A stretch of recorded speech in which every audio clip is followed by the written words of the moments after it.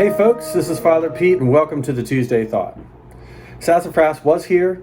Unfortunately, he had another engagement, but he sends his greetings.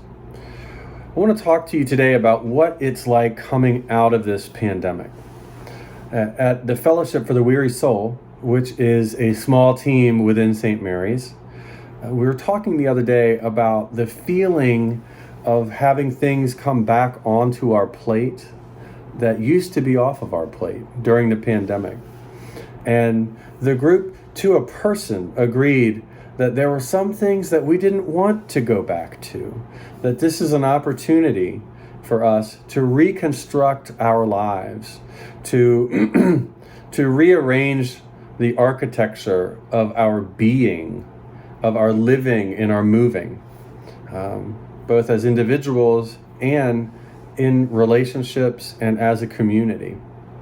And so one of the things that I ask of you is to consider yourself pre-pandemic, consider who you were during the pandemic.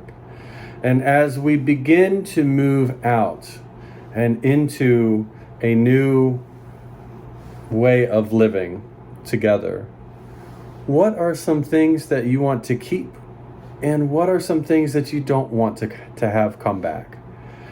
We just don't have to do everything that we used to do. That's one of the things that the pandemic has taught us. So many of the things we thought we had to do, we could do a different way, or we just didn't have to do.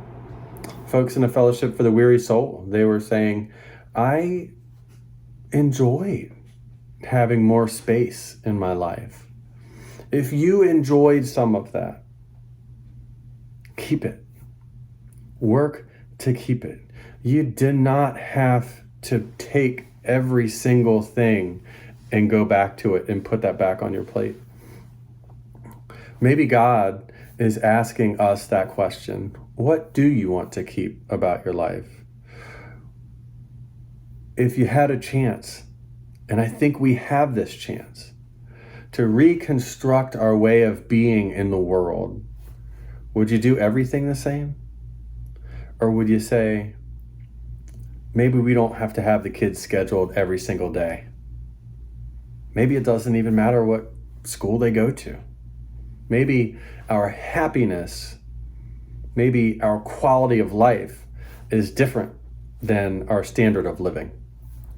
And so I just urge you to think about what God might be speaking to you and what God might be asking you to do as we reconstruct our lives after the pandemic.